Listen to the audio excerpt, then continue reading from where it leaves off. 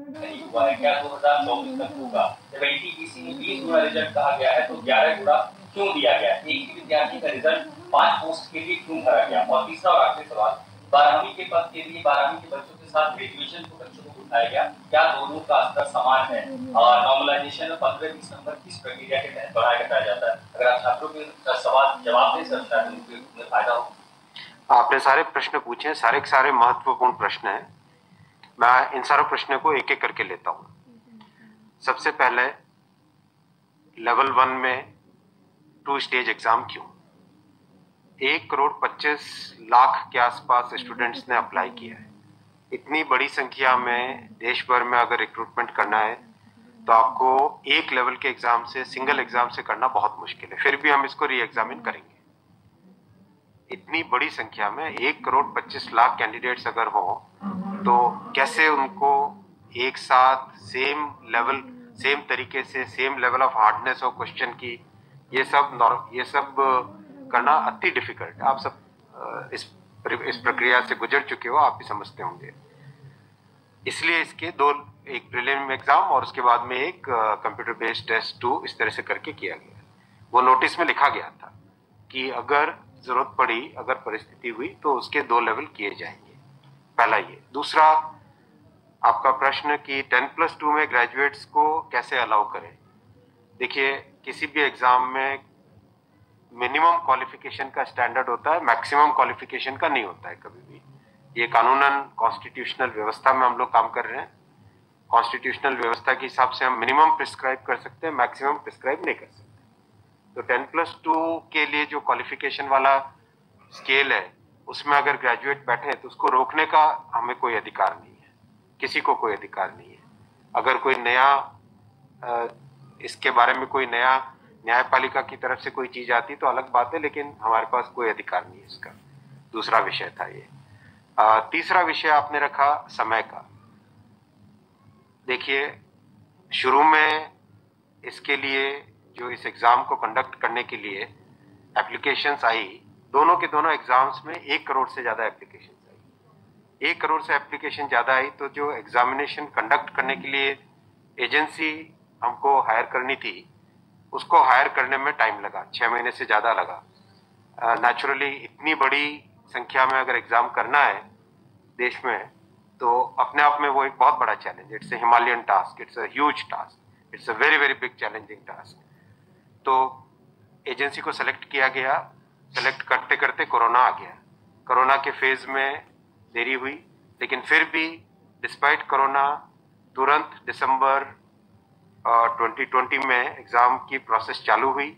Exam की process चालू हुई और despite second wave of corona फिर भी एग्जाम किया गया with all the precautions, all the safety things करके इसको लाए। जो दूसरा वाला ग्रुप बी का एग्जाम है उसमें कैट में चले गए थे बच्चे, क्योंकि करीब 5 लाख के आसपास एप्लीकेशंस ऐसी थी जिसमें फोटोग्राफ प्रॉपरली मैच नहीं हो रहा था। तो नेचुरली अगर एप्लीकेशन में फोटोग्राफ मैच नहीं हो तो उसको आप एग्जाम में कैसे लोगे, तो वो विषय आया था। तो उस विषय के कारण लोग कैट में गए थे। एडमिनिस्ट्रेटिव ट्रिब्यूनल ने जैसे ही उसका समाधान किया, फैसला किया, उसके फैसले के तुरंत बाद में हम लोगों ने एग्जाम के प्रोसेस को आगे किया। कोई उसमें देरी नहीं की। और हमारा, देखिए, हमारी सरकार, प्रधानमंत्री श्री नरेंद्र मोदी जी का इंटेंट हमेशा है कि मैक्सिमाइज करना है रोजगार को। इसीलिए आप देखिए, इतनी बड़ी संख्या में, यानी रेलवे में 1,40,000 टोटल, 1,05,000 ग्रुप डी की कैटेगरी में, लेवल 1 की कैटेगरी में, और लेवल 2 से लेवल 6 की कैटेगरी में 35,000 कैंडिडेट्स वैकेंसीज। 1,40,000 की वैकेंसीज लाना कोई छोटी बात नहीं है, बहुत बड़ी बात है। फिर आपका चौथा पॉइंट आप देखिए, ज्यादा से ज्यादा कैंडिडेट्स को फर्स्ट स्टेज से सेकंड स्टेज में जाने का मौका मिले, इसके लिए 2015 तक हमेशा प्रिलिमिनरी एग्जाम जो होता था, फर्स्ट स्टेज होता था, उससे 10 गुना लिए जाते थे, केवल 10 गुना लिए जाते थे। 2015 के बाद में पहले ही संख्या बढ़ा के 15 गुना कर दी गई, जिससे कि ज्यादा से ज्यादा कैंडिडेट्स को मेन एग्जाम के लिए जाने का मौका मिले। और 2019 में इस संख्या को 20 गुना किया गया ताकि ज्यादा से ज्यादा लोगों को अवसर मिले। ज्यादा से ज्यादा लोग, क्योंकि फर्स्ट स्टेज जो प्रिलिमिनरी एग्जाम इतना बड़ा नंबर है कि उस नंबर में हो सकता है कुछ बाय चांस उस दिन तबीयत ठीक नहीं हो, कोई दूसरा कारण हो, समय पे पहुंच नहीं पाए, कोई भी कारण से मिस कर गया, तो मैक्सिमम लोगों को हमें चांस देने का इंटेंट है। इसी इंटेंट के कारण 20 गुना किया गया। जो 10 गुना था 2015 से पहले, उसको 20 गुना किया गया 2019 में। तो ये प्रो स्टूडेंट्स, प्रो कैंडिडेट्स वाली अप्रोच है हमारी, और हमारी इंटेंट एकदम नेक नियति से काम कर रहे हैं, सच्चाई से काम कर रहे हैं। देखिए, कोई भी कहीं भी एक भी जगह से कहीं कोई पेपर लीक होने की बात नहीं है, कहीं पे कोई एग्जाम के मैनिपुलेशन की बात नहीं है। जो आज सिर्फ मुद्दा है, मुद्दा सिर्फ इतना है कि शॉर्टलिस्ट कैंडिडेट्स कितने किए जाए, यही मुद्दा है। इस मुद्दे को सॉल्व करेंगे, इसको भी हम बहुत सेंसिटिवली सॉल्व करेंगे। हमारे लिए छात्र हमारे साथी हैं, हमारे भाई हैं, हमारी बहनें जो एग्जाम दे रहे हैं, तो हमारे लिए बहुत इंपॉर्टेंट है, हम इसको बहुत सेंसिटिवली हैंडल करेंगे।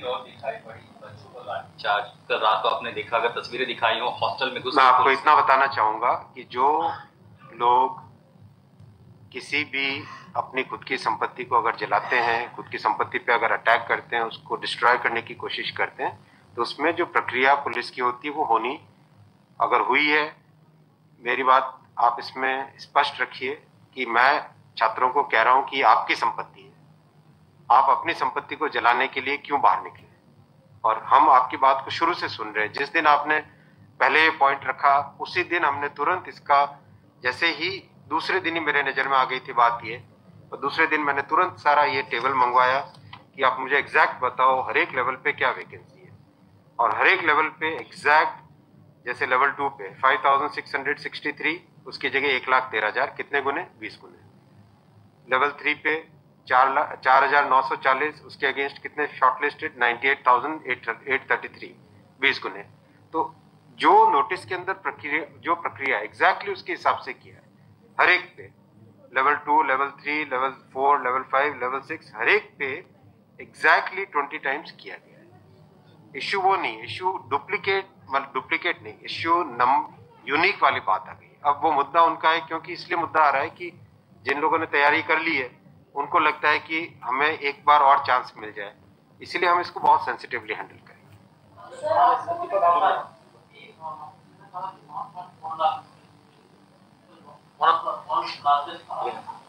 As of now, how many recruitment has happened, and by when all these things will be done? Because it was announced. यही तो रिक्रूटमेंट चल रहा है। देखो, इतना मैसिव, मैं आपको पूछूं कि वर्ल्ड का सबसे बड़ा एग्जाम कौन सा है?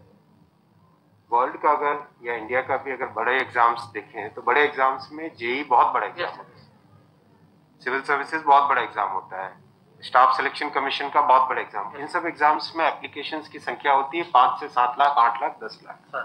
यहाँ 1 करोड़ एप्लीकेशन है। आप ये तो देखिए ना कि कठिन कितना है।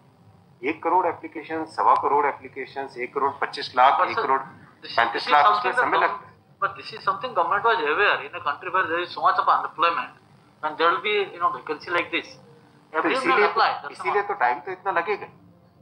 अगर आपको इस एग्जाम को ढंग से करना है, इतना टाइम लगेगा, चाहे कोई करे। और उसके बाद भी आज देखा कि गया से आगजनी की तस्वीरें आ रही हैं।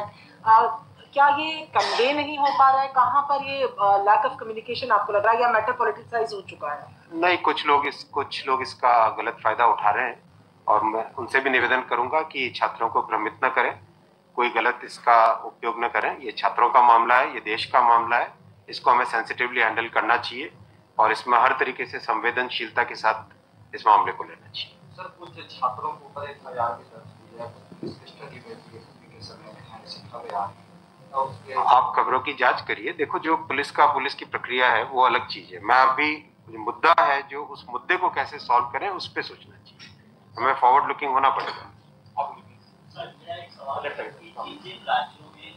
हिंसा की खबरें या फिर जो रेल रोकने का जो मूवमेंट चल रहा है, ट्रैक पे स्टूडेंट बैठे हैं, क्या उन राज्यों के मुख्यमंत्री से आपकी बात हुई है, और क्या कुछ आप लोग के संदर्भ में की कैसे? बिल्कुल, सब जगह लॉ एंड ऑर्डर स्टेट का जो रोल होता है, राज्यों के मुख्यमंत्रियों ने भी बहुत संवेदनशीलता के साथ काम किया है, और हम भी कॉन्स्टेंटली टच में हैं, कंटिन्यूसली टच में हैं।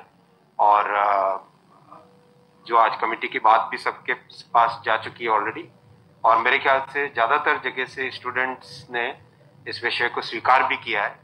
और मैं अभी भी रिक्वेस्ट करूंगा एक बार फिर सारे स्टूडेंट बंधुओं को, छात्रों को, कैंडिडेट्स को, कि आप प्लीज अपनी ग्रीवेंसेस को, अपने पॉइंट को, अपने कंसर्न को, अपने विषय को, अपने मुद्दे को फॉर्मली रखिए। हम इसको एकदम संवेदनशीलता के साथ टैकल करेंगे।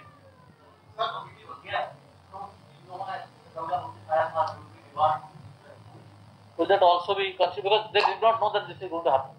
नहीं, देखो, कमिटी एक बहुत ही सीनियर ऑफिसर्स की है और ये कमेटी हर चीज को, जितने भी मुद्दे इसमें आएंगे और हर एक मुद्दे को जल्दी से जल्दी, इस पर कमेटी का टाइम लिमिट भी दिया। कितना टाइम दिया हमने? टाइम लिमिट 4 मार्च तक। जो कमेटी की रिपोर्ट आने का क्या मतलब, जल्दी से जल्दी हमारा एम है कि इस मुद्दे को बिल्कुल भी डिले न करके जल्दी से जल्दी सॉल्व करें।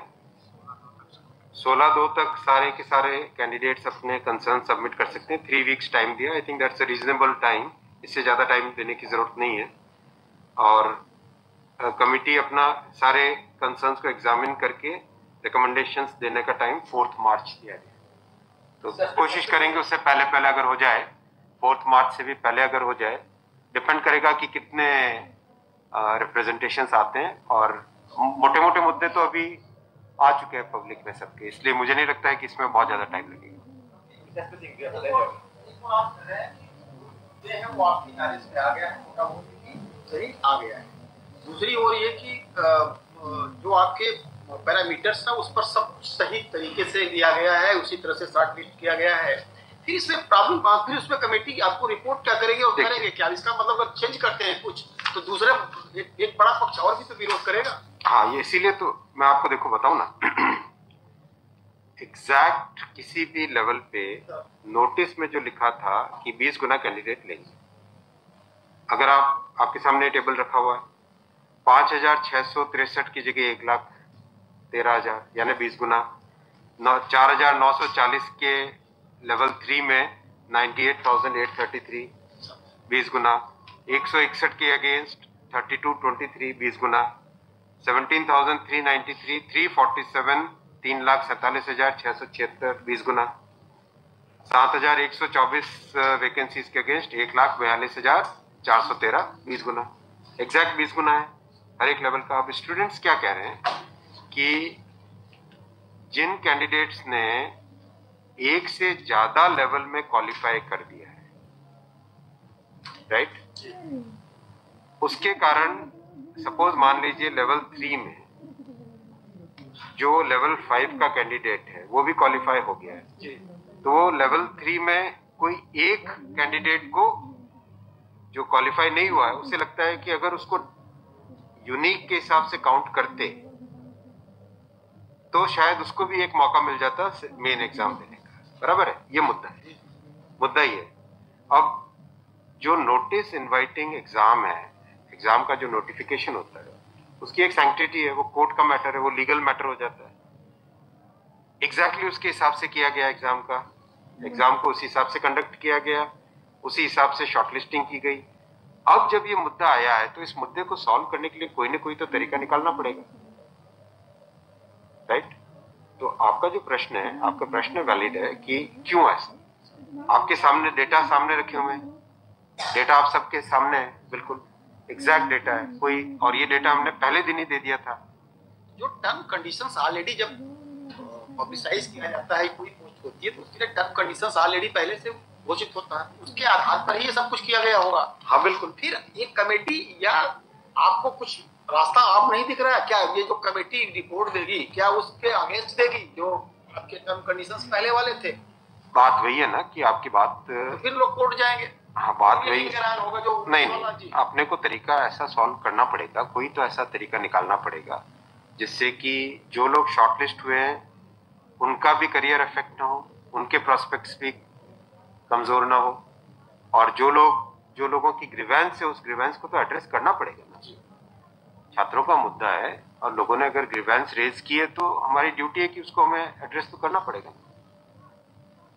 लेकिन आप देख रहे हैं आपके सामने ये टेबल है, एग्जैक्ट हर एक लेवल पे 20 टाइम्स है एग्जैक्ट। ये आप टेबल आप सब लोग देख लीजिए। और ये हमने जैसे ही शॉर्टलिस्टिंग हुई, कुछ लोगों ने मुद्दा उठाया, तुरंत आरआरबीज ने, मैंने आरआरबीज को क्लियर बोला था कि ये एग्जाम हमारी तरफ से एकदम ट्रांसपेरेंटली होना चाहिए और हर जगह एग्जैक्ट ये सब नंबर्स रखे गए। एक सवाल अगर आपने धन्यवाद। ठीक है। Thank you so much.